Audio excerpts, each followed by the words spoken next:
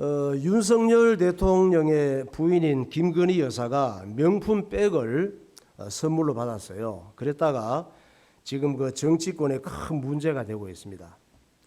김 여사가 서울의 소리라고 하는 정치권에 서울의 소리라고 하는 언론사 지인이 있는데 이 지인이 평소에 좀 친하게 지내는 사람이었나 봐요. 그래서 좀 만나자고 해서 나갔대요. 이런저런 얘기를 하고 나서 선물 가방을 한 개 주더래.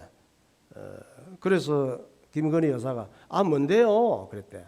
그랬더니 별거 아니고 백 하나 준비했습니다. 그래서 이러실 거 없어요. 그랬대. 그랬더니 그러면 이제 안 받아야 되잖아요. 대통령의 부인이니까 조심해야 될 게 있거든. 그러면서 그 백을 보니까 또 좋아 보였단가 봐. 그래서 못 이기는 척하고 받아온 거예요. 이 선물이 프랑스 명품 디올 백이래요. 조그만한데 한 300만 원 이상 간다네. 디올 백 한번 봐봐요. 저거예요. 저걸 들고 다니기도 하고 목에 걸기도 하고 이렇게 하는데 문제는 저 선물이 아니라 덫이어서 그걸로 이 사람을 어렵게 만들기 위한 목적으로 선물을 준비한 거예요. 어떻게 지인이 그럴 수가 있을까? 그 세상에 믿을 놈이 없어요. 몰래 카메라로 이 선물 받는 현장을 찍어서 언론에 공개한 거예요. 저 선물 받은 것 때문에 대통령과 현재 여당이 홍역을 치르고 있습니다. 그래 아마 윤석열 대통령이 김건희 여사에게 얘기했을 것 같아. 화가 나서 아니 여보, 당신 그걸 왜 받았어? 지금 그렇잖아도 지지도가 엉망인데 앞으로 그 선물 절대 받지 마. 알겠지? 이렇게. 김건희 씨가 남편한테 얼마나 미안하겠냐고. 무엇보다 평소에 좀 알고 지내던 이 자기를 함정으로 밀어넣은 지인이 얼마나 밉고 배신감이 들겠어요. 아마 너무 후회스러워서 엄청 자책했을 것 같아. 자기를 아이고 이 바보야. 대통령이 부인이 돼갖고 넌 왜 그 모양이니? 도무지 나라에 도움이 안 돼요. 그러면서 자기를 자책했을 것 같아. 김건희 씨만 그럴까? 우리도 다 더 낫지 않아요. 우리도 살아갈 때에 실수해놓고 후회하는 게 굉장히 많아요. 가족관계, 직장 생활에서, 사회 생활에서, 교회 생활에서 우리가 행복하지 않을 때가 있잖아요. 행복하지 않을 때는 우리가 다 뭔가 잘못 생각하고 잘못 말하고 실수하는 게 많기 때문에 그 결과로 대가를 치르는 거예요. 예수님께서 어느 돈 많은 재벌의 후회를 얘기해 줬습니다. 이 재벌은 세상에 살 때는 후회할 일이 없었어. 잘 나가니까. 그래서 이 사람은 돈이 너무 많이 들어와서 감당이 안 되는 거예요. 그러면 참 좋겠죠. 돈이 너무 많이 들어와서 감당이 안 돼. 우리는 돈이 너무 없어서 감당이 안 되는데 세상 살기가 힘드는데 돈이 너무 많이 들어와서 감당이 안 되는 거야 이 사람은. 그래서 이 돈으로 다 뭐 할까 그러다가 맨날 친구들 오라 그러고 친척들 오라 그러고 거래처 직원들을 집에 불러다가 잔치를 연 거예요. 잔치 연 목적이 뭐예요? 자랑하려고. 집 자랑하고 차 자랑하고 명품 자랑하고 사업 자랑하고. 이 사람은 자랑하고 막 보여줄 게 너무 많은 거야. 부자의 파티 한번 봐요. 예. 저 사람은 그 게임 개발자인데 돈도 엄청 많대요. 그래서 성경에 나오는 부자는 사실이 없어서 저 사람을 대신 올렸지. 그런데 이 부자가 어느 날 죽은 거예요. 부자라고 안 죽어? 당연히 부자도 죽었지. 그런데 이 부자 대문 앞에는 버리는 음식을 주워 먹는 거지도 있었어요. 부자도 죽고 거지도 죽고 둘 다 죽어서 예수님께서 이 얘기를 해주시는 거예요. 이거는 동화가 아니라 실제적인 이야기예요. 누가복음 16장 19절. 한 부자가 있어 자색 옷과 고운 베옷을 입고 날마다 호화롭게 즐기더라. 이에 그 거지가 죽어 천사들에게 받들려 아브라함의 품에 들어가고 부자도 죽어 장사되매. 예, 거지도 죽고 부자도 죽고. 그런데 예수 믿고 구원받은 거지는 그 영혼을 천사들이 모시고 천국을 갔습니다. 그러나 예수님이 필요하지 않았던 이 부자는 그 영혼을 귀신들이 끌고 지옥으로 갔다고 말씀하고 있습니다. 부자는 죽고 난 다음에야 깨달았습니다. 살아있을 때는 돈이 많이 들어와서 정신이 하나도 없었어. 죽고 난 다음에 뭘 깨달았어요? 아하, 사람은 영혼이 있고 예수 안 믿고 죽은 영혼은 지옥 가는구나. 그제서야 깨달았습니다. 세상에 있을 때는 그 말 무시하고 살았거든. 아하, 아무리 비참한 거지라도 예수 믿으면 천국 가는구나. 이걸 깨달았어요. 문제는 자기가 지금 지옥에 있는 것이 너무 고통스러워. 물 한 방울이라도 입에 혀에 대줬으면 좋겠는 거예요. 세상에 살 때는 돈이 너무 많이 들어오고 돈만 있으면 못할 것이 없었어. 그것이 다 하나님의 은혜였구나 하는 것을 지옥 가서야 깨달은 거예요. 육신이 세상에 살 때는 전부 숨쉬고 사는 것조차, 내 몸속에 혈관에 피가 도는 것조차 하나님의 은혜인데, 지옥 가서는 그런 게 완전히 끊어지거든. 하나님 은혜가 완전히 끊어지거든. 거기 가서야 내가 전부 하나님 은혜 속에 살았구나, 이걸 깨달은 거예요. 그제서야 후회하는 거야. 나는 왜 재벌이 되었던가? 차라리 나사로처럼 거지로 살았더라면 아무것도 의지할 게 없어서 하나님을 만났을 텐데, 나는 왜 예수를 믿지 않았던가? 너무너무 후회스러운 거예요. 그 노래가 생각이 났어. 난 참 바보처럼 살았군요. 난 참 흘러버린 세월을 찾을 수만 있다면 얼마나 좋을까. 죽기 전에 예수님을 믿었어야 했는데 난 참 지옥 가서 이 노래를 불렀지. 그랬을 것 같아. 이 불쌍한 부자가 아브라함에게 부탁을 했습니다. 아브라함을 알아봤어. 아브라함은 지금부터 한 3,500년 전의 사람이거든. 아브라함을 어떻게 알아봤느냐? 아브라함이 아브라함 이름 써놨을까? 이름 안 써놨어. 딱 보는 순간 알아보는 거예요. 여러분 또 예수님 오시기 전에 내가 죽음을 만난다면 죽어서 천국 가든지 지옥 가든지 딱 보면 그냥 다 알아봐. 시공간을 초월해서 아무리 오래전에 살았던 사람이라도 딱 보면 알아보게 돼 있어요. 저분이 아브라함이네. 아브라함의 품에 자기 집 앞에 거지로 음식 쓰레기 같은 거 이거 먹고 살던 나사로가 품에 안겨 있는 거예요. 얼마나 부러웠을까. 부탁하기를 자기가 살던 지구에는 자기 형제도 많아요. 옛날에는 형제들이 많았어. 지금 한둘이지만 형제 5명이 더 있는데 다 자기처럼 예수 안 믿고 살고 있다는 거예요. 형제들이 부자로 잘 살고 있었겠지. 전부 부자가 문제가 아니에요. 누가복음 16장 27절. 이르되 그러면 아버지여 구하노니 나사로를 내 아버지의 집에 보내소서. 내 형제 5이 있으니 그들에게 증언하게 하여 그들로 이 고통받는 곳에 오지 않게 하소서. 세상에 있을 때는 형제들이 자랑질하며 살았는데 자기가 와 있는 이곳에서 형제 만나는 게 원하지 않는 거예요. 형제 만나기 싫은 거예요. 거기에서는 잘 나가는 것 때문에 예수 믿지 않는 사람은 정말 불쌍하고 어리석은 사람이에요. 잘 나가는 것 때문에 예수 믿지 않는다면 잘 안 나가고 예수 믿는 게 훨씬 나아. 부자기 때문에 예수님이 필요한 줄 모른다면 정말 어리석고 저주받은 사람입니다. 그런데 어떤 사람은 잘나고 똑똑하고 많이 배우고 부자인데도 예수 잘 믿는 사람이 있어요. 참 축복받은 사람이지. 갈릴레이예요. 갈릴레이 보세요. 예. 이탈리아의 천문학자고 물리학자예요. 물리학이 얼마나 어려워? 그리고 수학자입니다. 지금부터 500년 전의 인물이에요. 이분은 물건이 떨어지잖아. 이렇게 물건이 떨어져. 탁 이렇게 떨어질 때 이 우리는 떨어졌잖아 이렇게. 이 낙하거리 또 그 뭐하러 그걸 계산을 해? 이 떨어지면 물건 떨어졌구나 하면 될 텐데 이 낙하거리를 수학적으로 저게 이 거리가 뭐 하여튼 수학적으로 계산을 했어요.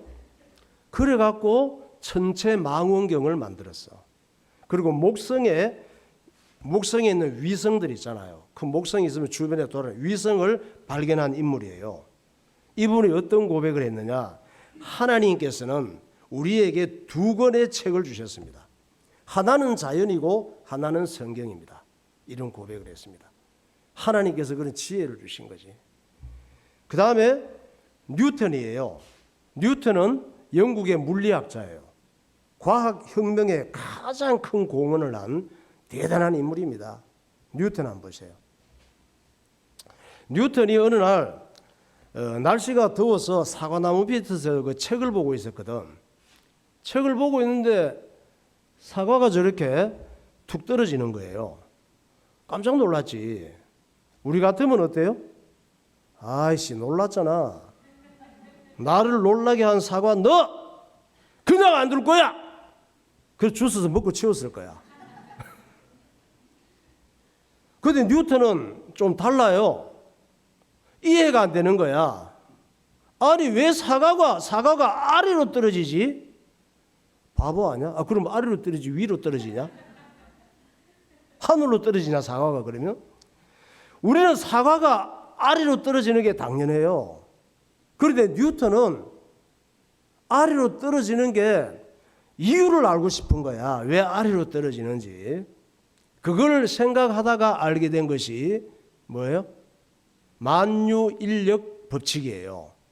법칙은 변하지 않는 원리예요. 만유인력 법칙이란 뭐냐? 목사님이 설명을 해줄 테니까 이제 만유인력 법칙에 대해서 궁금해하지 마세요.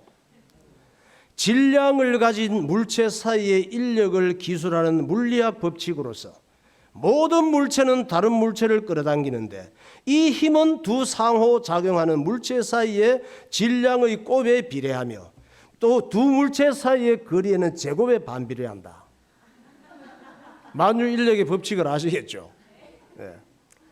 뉴턴은 또 빨주노초 파남보를 빛 속에서 발견해냈습니다. 대단한 과학자죠. 우리는 빛이 그냥 빛인데 이 속에 있는 그 내용을 발견했다니까. 그리고 이항정리 빛의 입자론 미분법의 기초, 달에 의한 달과 지구의 그 바다 관계 이런 거 있잖아요. 조수 원리.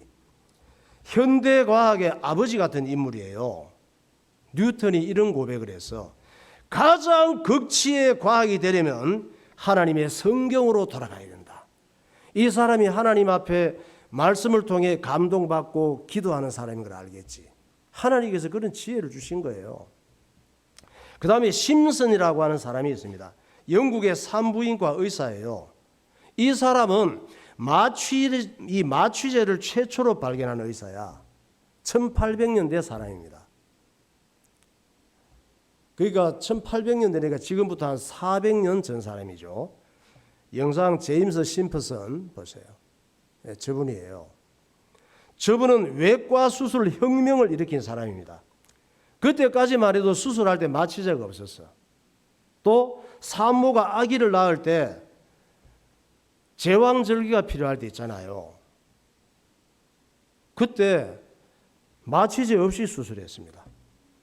그러니까 그 통증이 얼마나 크겠어. 말이 수술이지 생사람 잡는 거지. 예.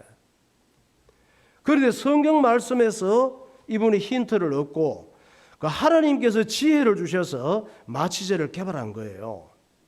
그 성경 말씀이 뭐냐?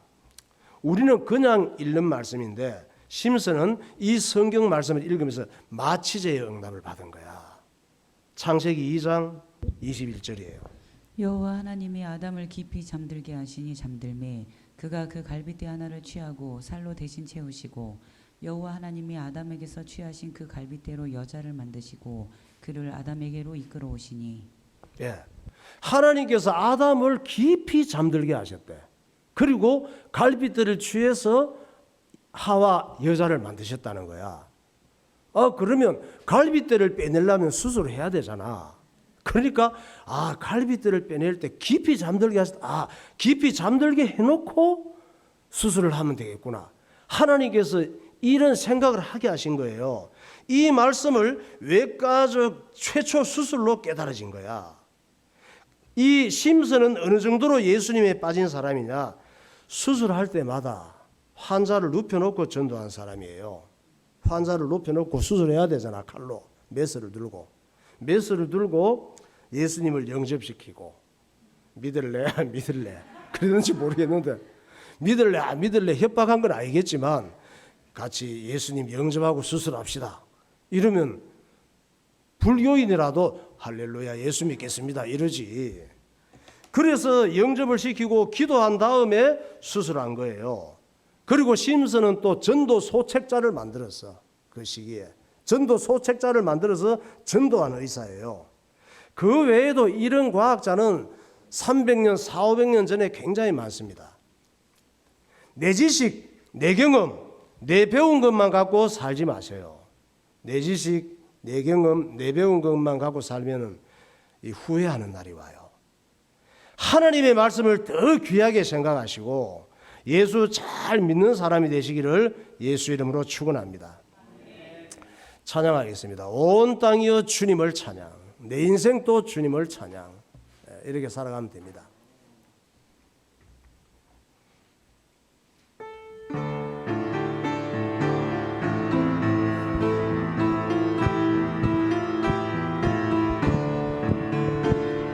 온 땅이여 주를 찬양. 날마다 주를 찬양하시네.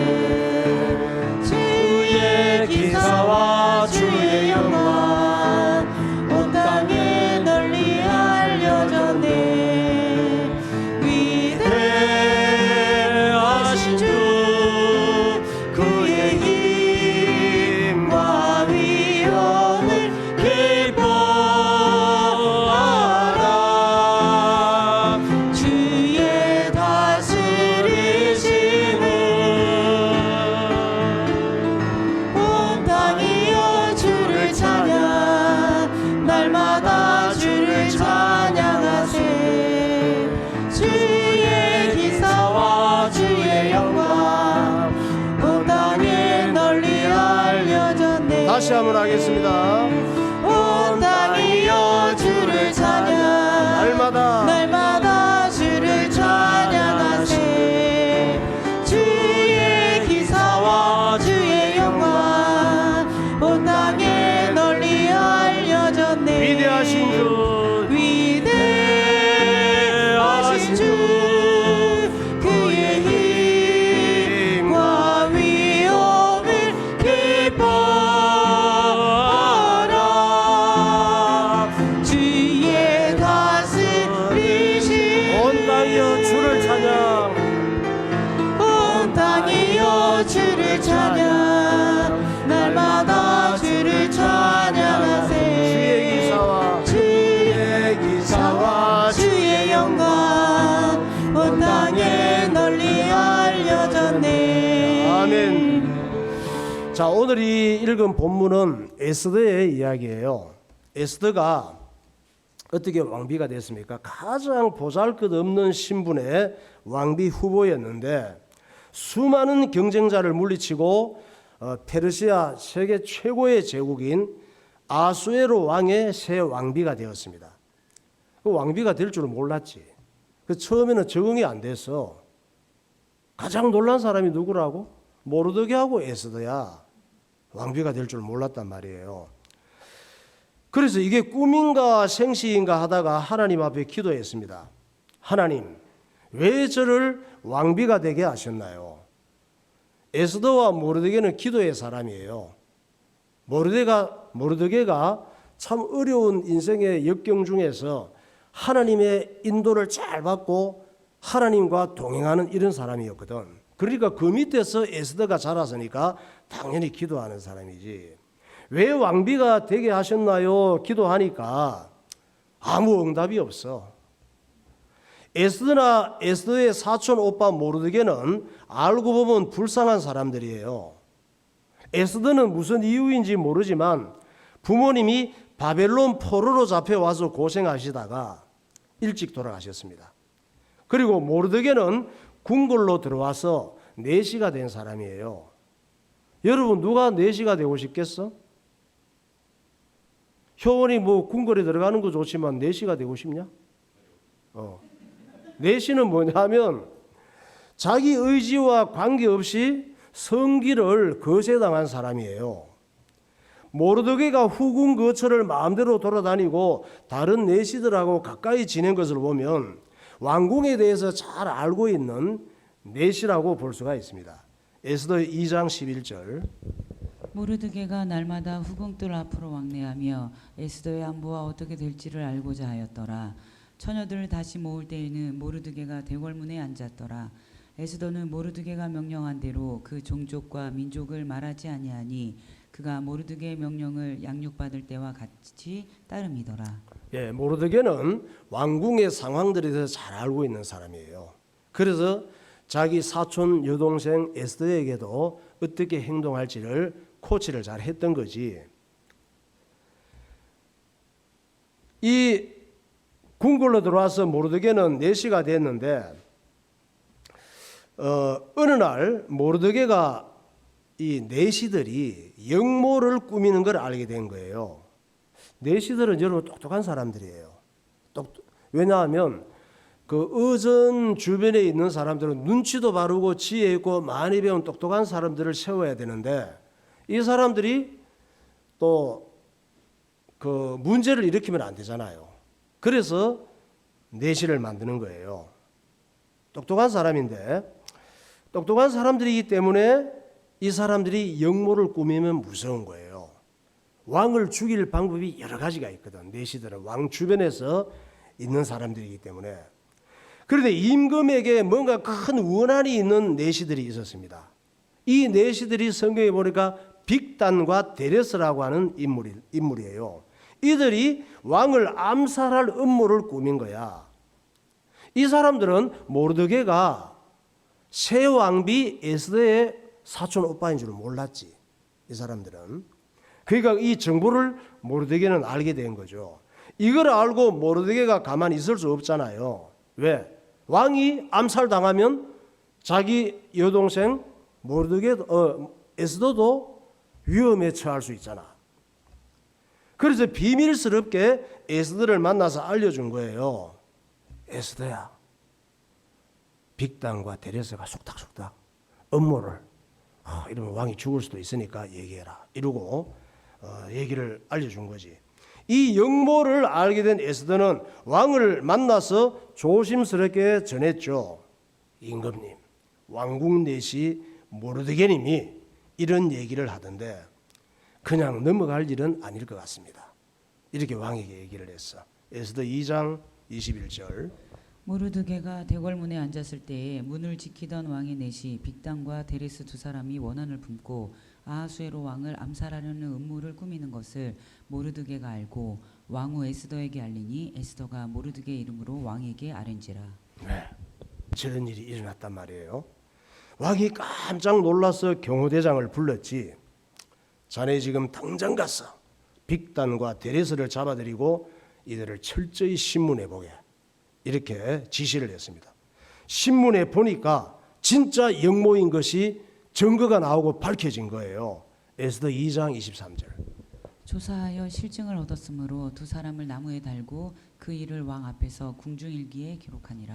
왕이 얼마나 놀랐겠어. 식은땀이 덩굴에 쭉 흐르는 거예요. 세상에 정말 믿을 사람이 없는 거지. 그러나 그들의 영모를 누가 알려줬어요? 모르드게. 너무 고마운 거지. 그래서 영모를 꾸민 자들은 나무에 달았다, 이 말은 죽였다는 얘기예요. 자기를 살려준 생명의 은인인 모르드게의 공적은 너무 고마우니까 중요한 궁중일기에 기록하라고 지시를 한 거예요. 이 사건은 이렇게 잘 풀려서 다행이지, 만약 잘 풀리지 않고 뭔가 꼬일 경우, 또 영모의 증거가 나오지 않을 경우에 큰일 나는 거예요. 모르드게가 죽을 수도 있습니다. 그리고 에스더도 큰 실수가 돼서 왕의 눈밖에 날 수도 있는 거예요. 그러니까 영모를 알려준 모르드게나 왕에게 전달한 에스더나 얼마나 고민이 많았겠어요. 이걸 알려주긴 하지만 근데 어떻게 하는 게 좋을지 고민이 되고 하니까 기도를 얼마나 많이 했겠어요. 또 조사가 진행되는 동안 어떤 결과가 나올지 모르니까 잠시도 긴장을 늦출 수가 없는 거예요. 그러니까 결과가 나올 때까지 계속 기도할 수밖에 없는 거지, 하나님 앞에. 예수 믿는 그리스도인의 축복이 여기에 있습니다. 우리가 살다가 보면 이렇게 하는 게 좋을지 저렇게 하는 게 좋을지 정말 답답할 때가 많아요. 그럴 때는 일단 하나님 앞에 예수 이름으로 기도하시기 바랍니다.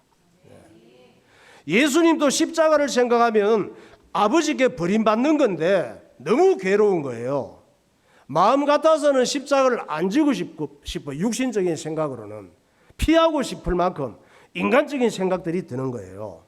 그래서 하나님 앞에 기도한 거예요. 예수님께서도 겟세마네 기도한 봐봐요. 얼마나 고민스러운지. 제자들은 저렇게 퍼자고 있죠, 주변에서. 예수님은 지금 십자가를 져야 되는 상황이 눈에 환히 보이는데 제자들은 저 위기 상황을 모르는 거지. 깨어서 기도하라고 해도 그 말을 못 알아듣는 거예요. 누가복음 22장 42절. 이르시되 아버지여 만일 아버지의 뜻이거든 이 잔을 내게서 옮기옵소서. 그러나 내 원대로 마옵시고 아버지의 원대로 되기를 원하나이다 하시니 천사가 하늘로부터 예수께 나타나 힘을 더하더라. 예수께서 힘쓰고 애써 더욱 간절히 기도하니 땀이 땅에 떨어지는 핏방울 같이 되더라. 앞에 둔 십자가 지는 일이 너무나 육신적으로 고통스럽고 마음이 하나님 아버지께 버림받는 것을 생각할 때 견딜 수가 없는 거예요. 괴로워서.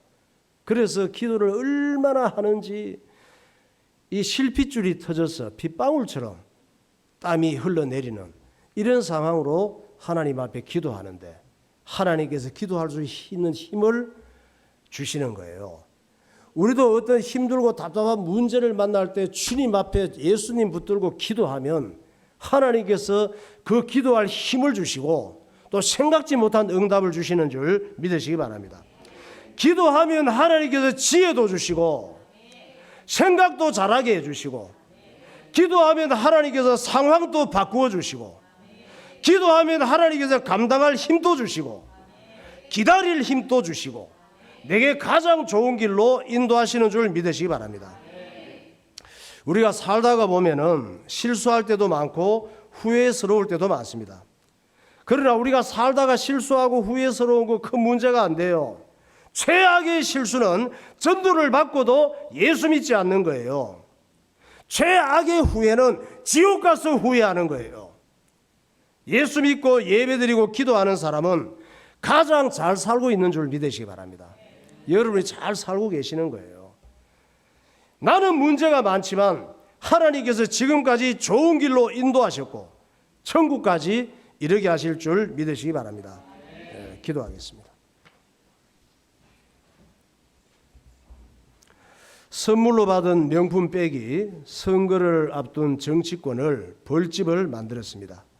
지인에게 덫을 놓은 사람이나 개념 없이 명품 선물을 받은 사람이나 모자라기는 매한가지입니다.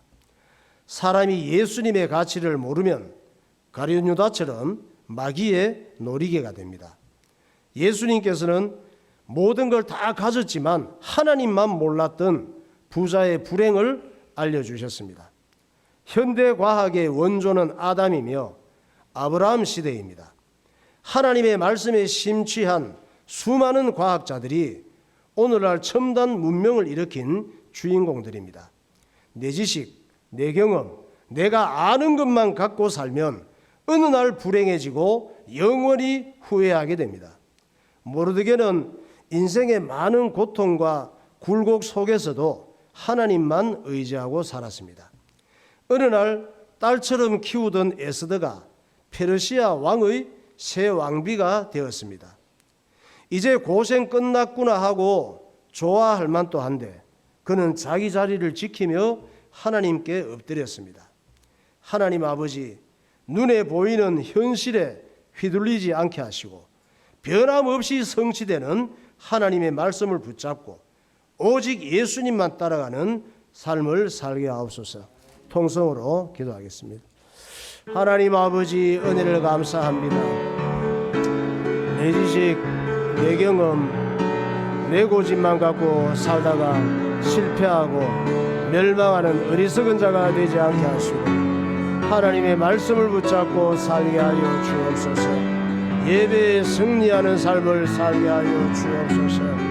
육신을 갖고 이 땅에 살아가지만 하나님의 말씀이 내 무의식 속에 깊이 뿌리 내리게 하시고 내 마음판에 새겨지게 하셔서 좌로나 우로나 치우치지 아니하고 주님을 따라가는 복된 삶이 되게 하여 주옵소서. 하나님께서 내가 알지 못하는 순간에도 내 인생을 인도하시고 좋은 길로 이끌어 가신다는 믿음을 가지게 하여 주옵소서. 내게 있는 영적인 문제와 불신앙과 육에 속한 습관들이 예수 이름으로 결박되게 하시고 주님께 영광 돌리는 하나님 백성이 되게 하여 주옵소서. 예수님 이름으로 기도하옵나이다. 하나님 아버지, 눈만 뜨면 학교로 직장으로 사업장으로 정신없이 끌려다니면서 내 인생을 한번 돌아볼 시간도 없고 밤하늘에 빛나는 별이나 달도 한번 쳐다볼 여유가 없이 살아가는 문제 많은 우리들에게 하나님의 말씀을 통하여 하나님의 지혜를 허락하시고 구원의 축복을 누리며 살아갈 수 있도록 인도하심을 감사합니다.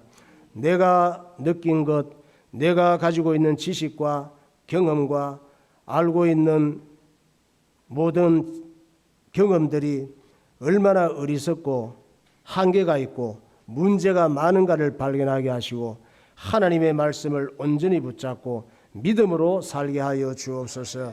예수님께서 내 마음과 인생을 통치하시고 다스리시는 주인이 되는 삶이 되게 하여 주옵소서. 성령의 지혜와 명철을 허락하셔서 하루하루 한정된 나그네 같은 인생을 살아갈 때에 이 땅에서 예수님 붙잡고 영원한 축복을 누리게 하시고 사람은 육신이 본질이 아니라 영혼이 본질인 것을 기억하게 하시고 잠깐 있다 없어지는 육신의 중심을 갖고 사는 것이 아니라 하나님 말씀을 붙잡고 내 영혼이 잘 되는 복을 누리며 살게 하여 주옵소서.